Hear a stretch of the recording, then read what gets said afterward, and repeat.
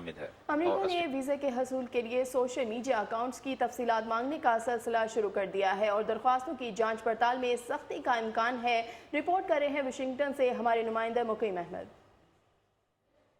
Visa اور immigration کے درخواست گزاروں سے سوشل میڈیا اکاؤنٹ کے یوزر نیم مانگنے کا سلسلہ شروع کر دیا ہے تاکہ غیر ملکی وزٹرز اور امیگرنٹس کے سیاسی و مذہبی رجحانات کا پتہ چلایا جا سکے۔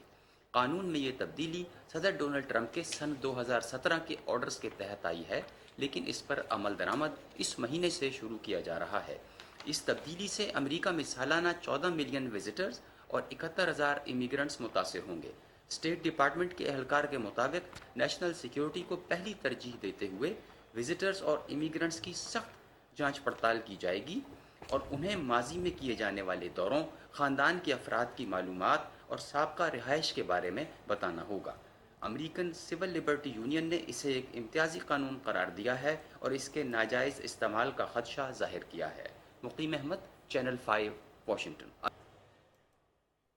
امریکہ نے بھارت کے ساتھ ترجیحی تجارت کا معاہدہ ختم کرنے کا اعلان کر دیا۔ فیصلے کا اطلاق 5 جون سے ہوگا۔ وائٹ ہاؤس کا کہنا ہے کہ امریکہ نے بھارت کو دیا گیا ترجیحی تجارتی ملک کا درجہ ختم کر دیا ہے۔ فیصلے کا اطلاق 5 جون سے ہوگا۔ بھارت کی GSP درجے ختم کرنے کا اعلان امریکی صدر ڈونلڈ ٹرمپ نے کیا ہے۔ امریکی صدر کا کہنا ہے کہ بھارت امریکہ کو اپنی منڈیوں تک مناسب رسائی فراہم کرنے کی یقین دلانے میں ناکام رہا۔